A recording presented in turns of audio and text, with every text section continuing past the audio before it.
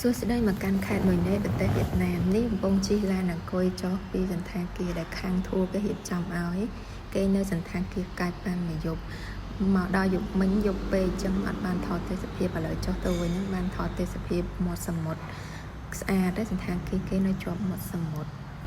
តែមកមើលទស្សនវិជ្ជាផ្លូវចេញពីដាឡាទៅមួយណេវិញគឺខូច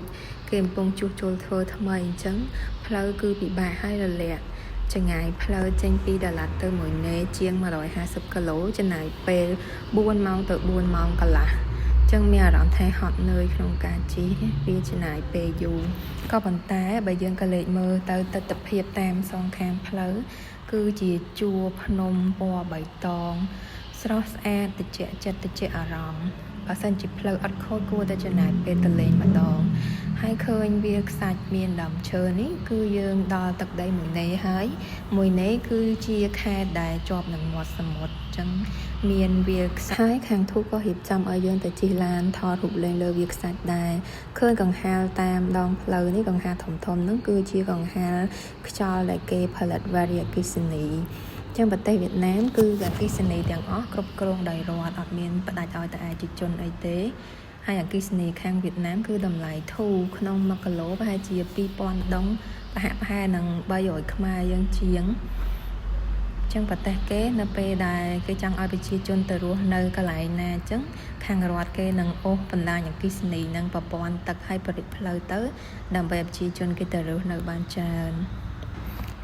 នេះគឺ view ចុះពីសន្តាគារទៅវិញហើយចឹងឃើញប្រអប់កញ្ចក់ហ្នឹងគឺជាចតាយន្តដែលខាងសន្តាគារគេរៀបចំទុកឲ្យភ្ញៀវបើសិនជាភ្ញៀវអត់ចង់ជិះឡានអង្គុយទេអាចជិះចតាយន្តហ្នឹងឡើងទៅលើដោយខ្លួនឯងបានចឹងសន្តាគារហ្នឹងធ្វើនៅលើភ្នំ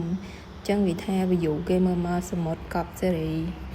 គួរឲ្យស្ដាយដែលយើងអត់មានពេលនៅលេងសមុទ្រចឹងថ្ងៃហ្នឹងគឺថ្ងៃចុងក្រោយត្រូវត្រឡប់ទៅខ្មែរវិញហើយផឹកនេះចេញពីសន្តាគារទៅគេនឹងនាំយើងទៅលេងនៅវាខ្សាច់ចឹងវាខ្សាច់នៅមួយនេះហ្នឹងទូចដែរចឹងយើងឲ្យហៅថាបឹងខ្សាច់នេះមកដល់វាខ្សាច់ហើយយើងជិះឡានបែបហ្នឹងស្តៀងឡានស៊ីបដែរតែនឹងមិនឡានស៊ីបទេឡានកែច្នៃដូចឡានពីកឹបយើងចឹង